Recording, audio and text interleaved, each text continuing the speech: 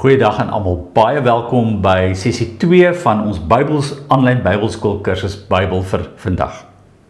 Die vorige sessie het ons die punt probeer maak om te kan sê, die storie van hoe die Bybel ontstaan het 'n groot impak oor hoe ons dit verstaan. En ek het vir julle genoem, ons is altyd maar net die storie geleer, maar ons is nie die storie agter die storie geleer nie. En ons gaan iets daarvan in die volgende Bybelskool kursus met mekaar doen. In die laaste sessie het ons ook gesê, vorige sessie, die Bybel het 'n rykheid van materiaal. Dis deur verskillende outeurs geskryf. En praat op soveel verskillende maniere met ons. Dit het oor 'n baie lang periode tot stand gekom en bevat soveel stuk historiese gebeure, ervarings en emosies. Vandag 'n bietjie praat oor hoe hierdie rykheid of hierdie diversiteit juis met ons vandag praat. En dis 'n praktiese sessie. Ons gaan dan luister na 2 verhale waar Jesus 2 vroue ontmoet en kyk oor hoe hy met hulle praat en hoe hy hulle tot 'n insig lei. Vra, hoe praat God met ons? Hoe is hy met ons besig?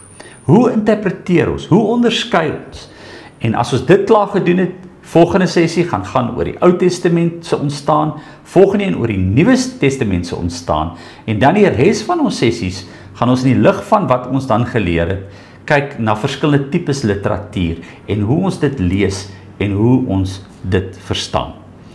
So, die 2 verhale wat ek vandag saam met julle gaan lees, gaan ons met 3 eenvoudige beginsels help. En hierdie 3 beginsels is baie belangrik wat ons in gedagte moet hou wanneer ons die Bybel hanteer.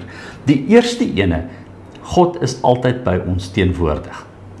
Ons lees die Bybelse storie en dink God was toe teenwoordig.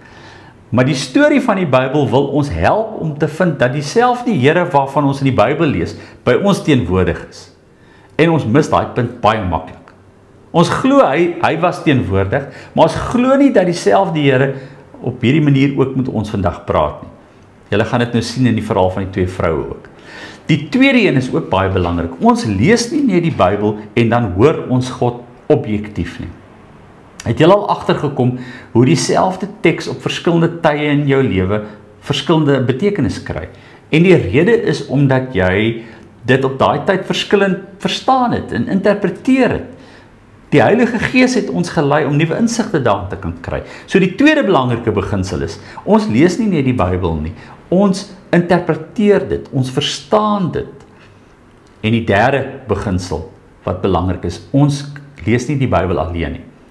Die Bybel kry vir ons betekenis, nie net wanneer ons dit alleen lees nie, maar veral wanneer ons dit saam met mense lees. En hier kom 'n moeilike ding, veral met mense wat van ons verskil.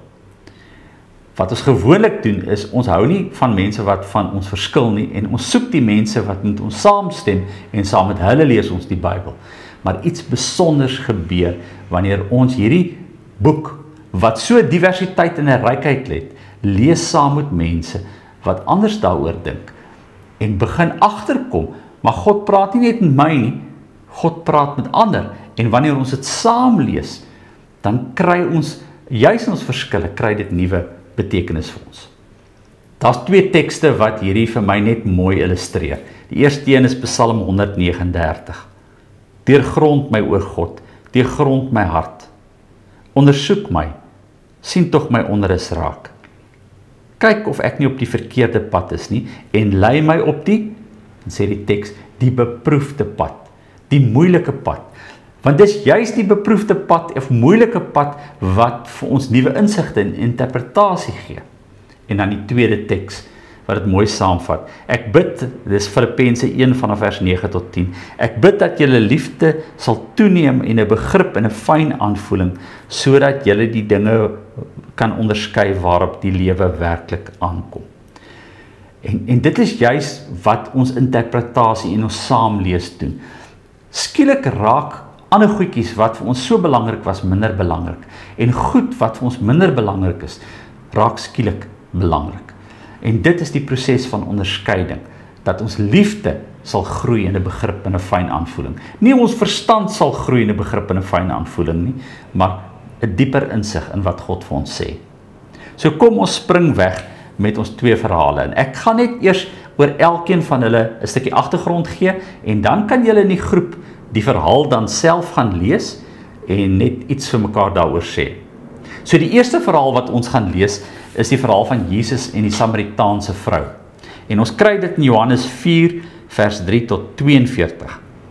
Ek wil net 'n paar goed daaroor sê voor julle hierdie verhaal gaan saamlees en iets daaroor saam met mekaar gaan deel. Die volgende kaart help ons nogal baie. Die Jode en Samaritane het nie van mekaar gehou nie en die kaart vertel die storie. Die kaart is die 12 stamme van Israel. 10 stamme koppel hulle aan die Jode. En die 10 stamme was die stamme wat tydens die Assiriese ballingskap in 722 weggevoer is. Maar toe 2 stamme agtergebly, en dis die 2 stamme met die pyltjies, Manasse en Efraim. En hulle het aan die Samaritane behoort. En toe die Jode teruggekom het na die ballingskap, het daar 'n skeiding tussen hulle en die Samaritane ontwikkel. Elkeen van hulle het hulle eie Ou Testament gehad. En die debat wat met hulle saamgehang het, was juis wie het die regte God, wie die regte godsdiens, en wat is die regte plek om te aanbid. So kyk na die volgende skyfie, dan sal julle sien, elkeen van hulle het hulle eie hoofstad gehad. Die Jode se sentrum van aanbidding was Jerusalem, en die Samaritane was Sichem, en julle sal dit daar kan sien, of Sechem. So as jy van Jerusalem na Galilea wou reis, was daar 3 roetes gewees. Die eerste ene was die roete langs die kus, en dit is langs Jaffa en Caesarea Megiddo. Dit was 'n maklike roete. Die ander roete het regs om in die Jordaanvallei gegaan, daar by Sukkot langs en Pella langs. Die derde roete was die moeilike roete. Nie net oor die berge nie, maar jy moes ook deur die Samaritane se grondgebied gaan, want hy het in die middel gelê. En in die middel was Sichem gewees. En dis hier waar ons verhaal afspeel. En dan het die hele kwessie ontwikkel, maar wat is die regte plek om te aanbid? Is dit Sichem in Samaria of is dit in Jerusalem? En ons verhaal bou op hierdie stukkie spanning. Ten spyte daarvan dat Jode nie met Samaritane omgegaan het nie, mag vreemde mans en vrouens ook nie met mekaar gesels het nie. En ons verhaal wat ons gaan lees is Jesus besig, hy het die roete gekies oor die berge, die moeilike roete deur Samaria. En sy disippels wou net kort daar skep om water en kos te kry. Hulle wou nie lank daar bly nie, want hulle wou net in Galilea aankom. En dis waar ons verhaal dan nou afspeel. So druk die stopknoppie, lees eers met mekaar saam die teksgedeelte deur wat julle daar kry. Dis die teksgedeelte in Johannes 4 vanaf vers 3 tot 42. En dan sê julle vir mekaar kortliks, neem so 10 minute en sê vir mekaar, wat is dit van die verhaal wat vir jou uitstaan, van hoe Jesus iemand ontmoet en tot insig lei. So vir my is daar 'n paar goed wat uitgestaan het. Die eerste ene is die vraag, verstaan die vrou wat Jesus vir haar sê? En dan sy antwoord, nee. Sy dink, hy is besig om haar te vertel van 'n put wat nader is aan 'n huis wat beter water het, of lewende water. Sy dink hy praat oor water. En dan daai teks, ag, as jy maar net geweet het, wie vandag voor jou staan, dan sou jy my gevra het, en ek sou vir jou iets gegee het. Maar die vrou verstaan dit nie. Sy weet nie, dis Jesus nie, en sy weet nie waar hy besig is om te praat nie. Ons dink dikwels, jy moet eers verstaan om God te kan sien, of om God te kan glo. Die verhaal kom draai dit om. God kom ontmoet ons in die vreemdste van omstandighede, waar ons nie verstaan nie. Maar sy teenwoordigheid by ons, lei ons stelselmatig, stukkie vir stukkie, om te kan verstaan. As hy regtig by ons was, soos ons dink, dan sou ons hom gevra het, maar ons vra hom nie, want ons dink nie hy is regtig hier nie. En dan die tweede ding, wat gebeur wanneer sy hoor dat hy 'n profeet is? Sy gaan nie terug en vra vir hom iets oor haar persoonlike lewe nie. Sy doen maar wat ons baie doen. Wat is die waarheid? Wat is die regte plek van aanbid? Sy haal 'n ou debat uit, waaroor hulle lekker met mekaar beklei en gestry het. Waar is God? Is hy in Jerusalem of is hy in Samaria? En sy vra vir hom, wat is die regte plek om te kan aanbid? Is dit nie ironies nie? Baie keer van ons ook. Ons beklei oor 'n kwessie, 'n Bybelse kwessie, 'n geestelike kwessie, 'n teologiese kwessie, terwyl God by ons is. En ons sien nie dat hy ons vol verder vat as die debat nie, maar ons hak vas by ons redenasies, by ons debatte. Het julle gesien hoe breek Jesus die waarheid vir haar deur? Nie deur haar verstand nie, maar hy breek deur haar broosheid. En hierdie is 'n belangrike sleutel vir hoe God vandag met ons praat. Nie deur ons net ons verstand en ons argumente en ons kennis nie, maar deur ons praktiese stuk ervarings. Die tweede verhaal wat ons gaan lees met Jesus met 'n vrou, kom uit Johannes 8 vanaf vers 53 tot 9 vers 11. Dit is die verhaal van Jesus en die vrou wat oorspel gepleeg het. En dit is net so 'n ingrypende verhaal. En voor ons dit saam lees, weer eers net hierdie stukkie agtergrond. So die prentjie wat julle daar sien is die tempel in Jerusalem. En dit is 'n plek waar hulle elke dag heen gegaan het om God te kan aanbid. Maar die wet van Moses wat uit 613 wette bestaan, was riglyn vir die gelowiges se lewe. En dit het vir hulle gesê wat is reg en verkeerd en wat is waar en nie. Maar dit het baie keer gebeur dat jy by 'n kwessie kom wat nie so goed in hierdie 613 wette beskryf word nie. En wat jy dan nodig gehad het, is jy dan na hierdie tempelplatform toe gegaan. En dan het jy vir jou 'n rabbi gesoek. En dan moes die rabbi vir jou help om die wet te interpreteer oor wat is reg en wat is verkeerd. En in hierdie geval lees ons dat Jesus op die tempelplatform is en die skrifgeleerdes en die fariseërs wil hom uitvang omdat hulle glo Jesus is besig om buite die wette te opereer. En dan bring hulle 'n vrou wat oorspel gepleeg het voor hom en hulle vra vir hom, wat sê jy oor haar? Nou, in die 613 wette is dit baie duidelik wat met so 'n vrou gebeur. As jy oorspel gepleeg het, dan moet jy gestenig word. Vraag is net, waar is die man? Hy is iewers nie daar nie. So, die interpretasie is nie so moeilik nie. Maar hulle wil Jesus uitvang.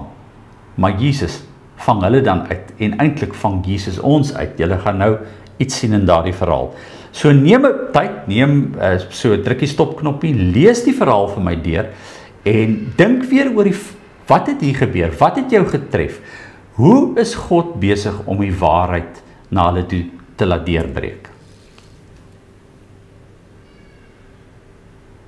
Dit is 'n aangrypende verhaal. Het julle agtergekom daar was 3 skares in die verhaal. Die eerste ene, en dis eintlik die 3 het eintlik 3 verskillende entiteite met betekenis. Die eerste een is die vrou en Jesus. Sy is skaam, sy is uitgevang.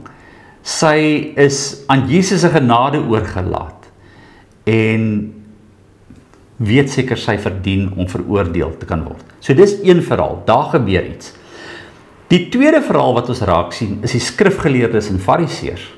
Hulle het 'n baie sterk perspektief oor wat reg en verkeerd is. En hulle wag vir 'n uitspraak.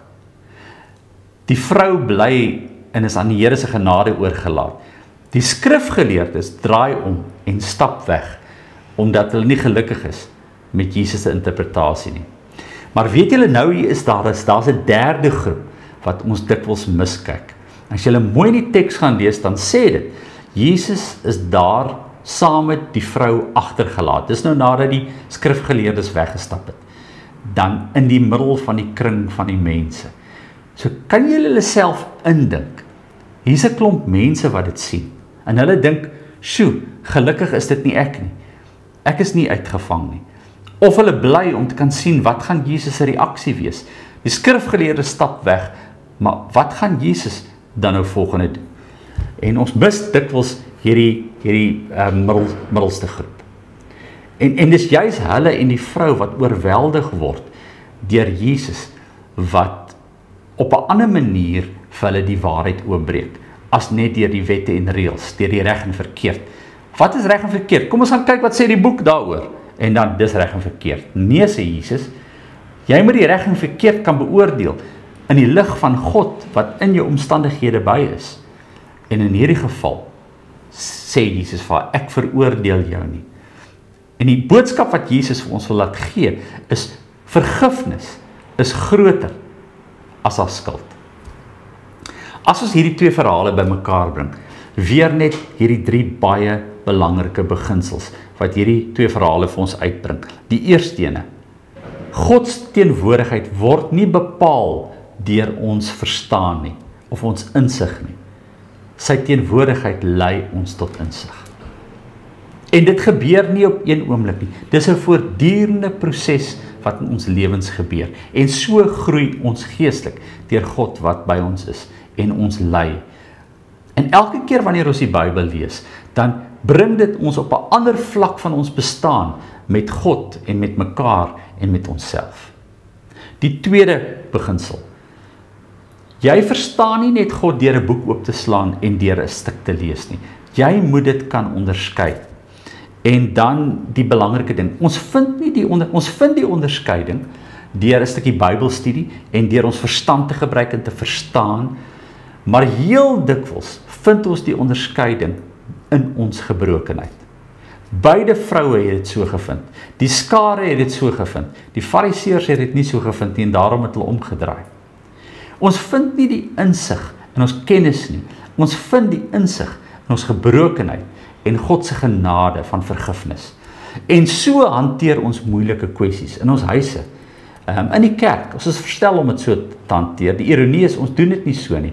Ons debatteer dit en dan verskil ons van mekaar en dan draai ons om en dan stap ons weg.